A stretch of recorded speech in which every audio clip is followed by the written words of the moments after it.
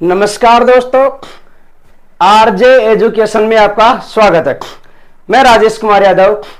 दोस्तों, आज हम बात करेंगे national education policy 2020 new NEP 2020 new. देखिए दोस्तों, पहली शिक्षा नीति जो थी वो 1967 में आई थी। 1967-68 में पहली शिक्षा नीति आई जिसमें बेसिक शिक्षा पर जोर दिया गया था।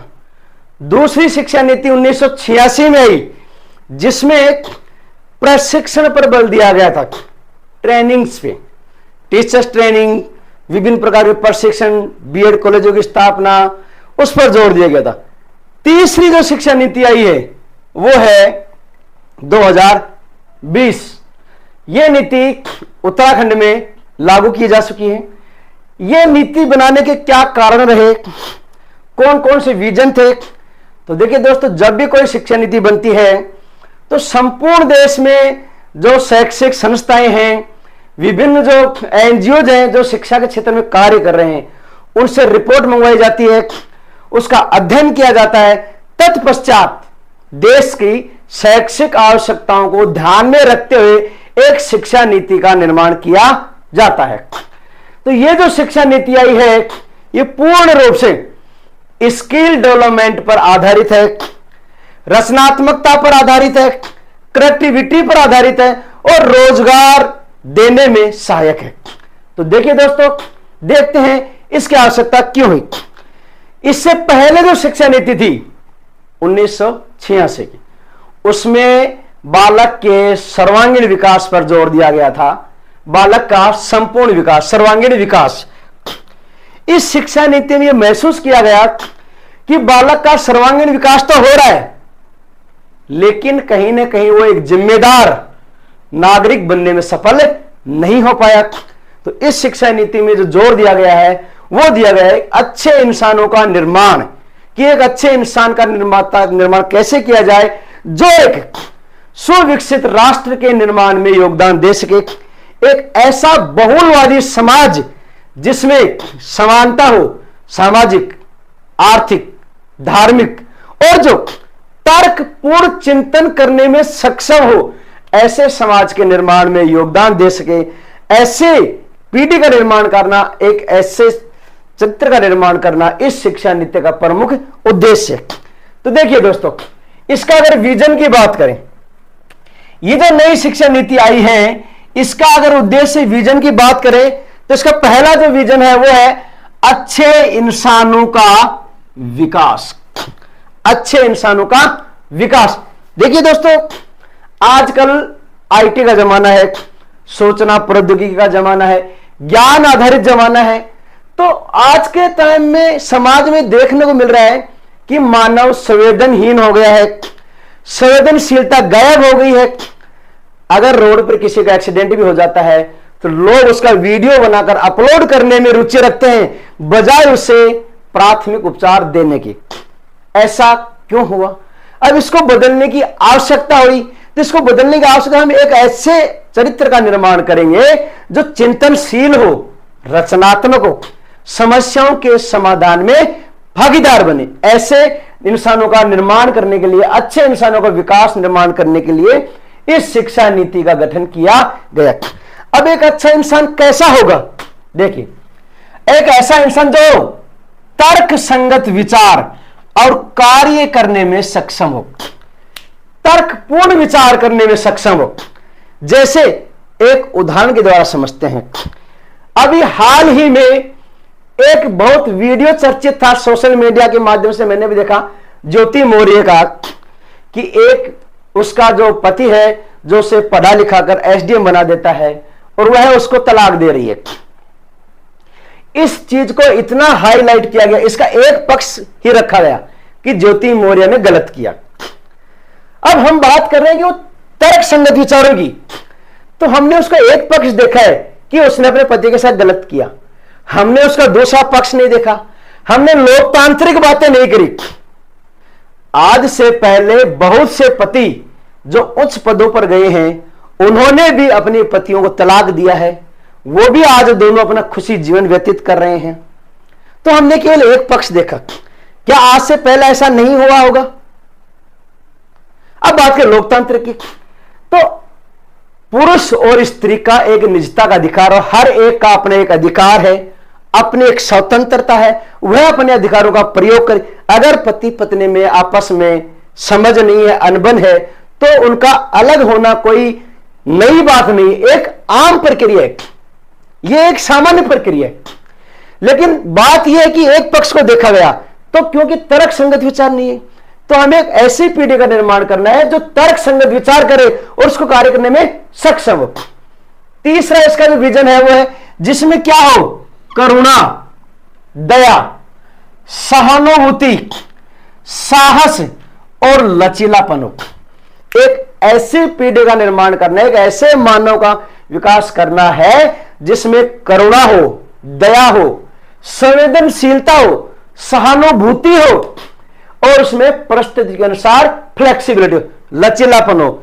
ऐसा मानव जब बनेगा तो हमारा देश लोकतांत्रिक दृष्टि से एक मजबूत राष्ट्र का निर्माण हो सकेगा। क्योंकि लचीलापन, साहस और सहानुभूति होना बहुत ही जरूरी।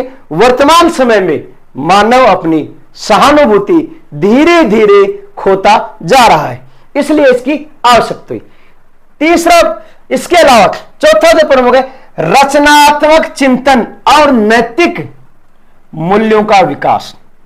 नई शिक्षा नीति में कहा गया है कि हमारा जो चिंतन हो वो कैसा हो, रचनात्मक हो, फॉर्मेटिव हो। हम जो चिंतन करें समस्याओं पे वो कैसे हो, रचनात्मक हो, समस्यात्मक नहीं, कैसे हो, रचना। हम जो चिंतन करते हैं मैक्सिमम सामान्यतः वो एक समस्यात्मक चिंतन होता है, समस्या में और समस्या को उलझाना और उसमें उलझते चले जाना। जो कि चिंतन कैसा हो, रचनात्मक और एक नैतिक मूल्यों पर आधारित हो। हर व्यक्ति में नैतिक मूल्यों का होना बहुत ही जरूरी है। नैतिक मूल्य होंगे तभी हम एक लोकतांत्रिक और बहुलवादी समाज का निर्माण कर सकेंगे, जिसमें विभिन्न समाज और धर्म के लोग समरसता के साथ में एक साथ रह सकें। तो रचनात्मक नैतिक मूल्यों का विकास होना जरूरी है। बहुलवादी समाज के निर्माण में बेहतर तरीके से योगदान देने में सक्षम हो, बहुलवादी समाज के निर्माण में बेहतर तरीके से जो योगदान दे सके, ऐसी पीढ़ी का निर्माण करना है। और इन आवश्यकताओं को ध्यान में रखते हुए नई शिक्षा नीति बनाई गई है। इसका एक प्रमुख विजन उद्देश्य है। अब इन उद्देश्यों को प्राप्त करने के लिए उस बालक के कुछ लक्ष्य रखे गए कि हमें एक बालक में क्या लक्ष्य विकसित करने हैं, वो बालक उन लक्ष्यों को प्राप्त करे। तो वो जो लक्ष्य है वो 3 प्रमुख लक्ष्य रखे गए हैं। एक बालक के विकासात्मक लक्ष्य हैं, वो है 3। पहला है अच्छा स्वास्थ्य एवं खुशहाल जीवन, HW, health and wealth being. नई शिक्षा नीति में यह विशेष ध्यान दिया गया है कि जिस बच्चे का स्वास्थ्य अच्छा होगा वो सीखने में बेहतर होगा और जो खुशहाल महसूस करेगा, खुशी महसूस करेगा, वो बेहतर तरीके से सीख सकता है। तो HW, health and wealth being, एक प्रमुख लक्ष्य रखा गया है। सीखने में खुश होना बहुत जरूरी है। अगर कोई व्यक्ति खुश नहीं है, गुडविल महसूस नहीं कर रहा है, तो वो सही तरीके से सीख भी नहीं सकता। इसलिए उसका गुडविल महसूस करना बहुत ही जरूरी है। ये इसका पहला लक्ष्य रखा गया HW, इसे बोलते हैं हम HW, health and wealth being. दूसरा, एक अच्छा मनुष्य, अच्छा वक्ता, प्रभावी संप्रेषण होना बहुत जरूरी है। इफेक्टिव कम्युनिकेशन, इफेक्टिव कम्युनिकेटर, अर्थात एक अच्छा इंसान वह होता है जिसका संप्रेषण प्रभावी हो। संप्रेषण और प्रभावी संप्रेषण दोनों अलग अलग है। संप्रेषण हर व्यक्ति करता है। हर व्यक्ति जब मौखिक भाषा बोलता है तो वह उसका संप्रेषण है, लेकिन प्रभावी संप्रेषण वो है जो उस व्यक्ति को जो बात बताना चाह रहा है वो बता पाने में वो सक्षम है। उस व्यक्ति को वो कंटेक्स्ट समझा पाने में अगर वो सक्षम है तो उसका सक्षम कैसा है और उसका संप्रेषण कैसा है, इफेक्टिव कम्युनिकेशन।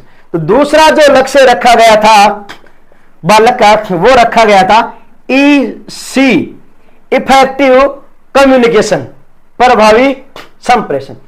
तीसरा जो इसका लक्ष्य रखा गया था वो लक्ष्य रखा गया था सीखने के प्रति उत्साह और अपने परिवेश से जुड़ना। जब बच्चा खुश रहेगा, प्रभावी संप्रेषण होगा, तो उसके अंदर एक क्रिएटिविटी, सीखने के प्रति उत्साह, रुचि और इंटरेस्ट जगेगा और वह अपने परिवेश से जुड़ेगा। और हमारे शिक्षा नीति का एक विजन भी है, लोकल टू ग्लोबल विजन। स्थानीय परिवेश को अंतर्राष्ट्रीय समुदाय से जोड़ने की, कनेक्टिविटी करने की क्षमता आप में क्या करनी है, विकसित करनी है। और भाषा का भी एक प्रमुख उद्देश्य रखा गया है कि स्थानीय को अंतर्राष्ट्रीय से जोड़ना, लोकल टू ग्लोबल। स्थानीय सीखने के प्रति उत्साह है और अपनी परिवेश से जुड़ना, IN involve learning, involve learner. जब बच्चा अपने परिवेश से जोड़ेगा तो सीखने में बेहतर होगा, सीखने की गति उसकी बढ़ जाएगी।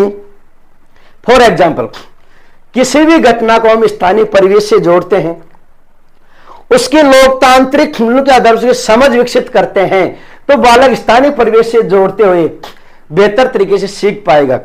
जैसे कि मोहल्ले के वार्ड पंच से अगर हम उसको ज्ञान देंगे तो वो राष्ट्रपति, प्रधानमंत्री तक की समझ विकसित करेगा जब उसे स्थानीय परिवेश से जोड़ेंगे। ये 3 प्रमुख विकासात्मक लक्ष्य रखे गए थे और इन लक्ष्यों को प्राप्त करने के लिए हमारा जो पाठ्यक्रम बनाया गया है, national curriculum framework, foundational stage, इसमें 5 कार्य क्षेत्रों में बच्चे का विकास करना है। 5 कार्य क्षेत्रों में बच्चे का विकास करना है। 5 कार्य क्षेत्र कौन कौन से हैं? देखिए, पहला है शारीरिक विकास, फिजिकल डेवलपमेंट। दूसरा है सोशल और इमोशनल डेवलपमेंट, सामाजिक और भावनात्मक विकास। शारीरिक विकास, सामाजिक एवं भावनात्मक विकास।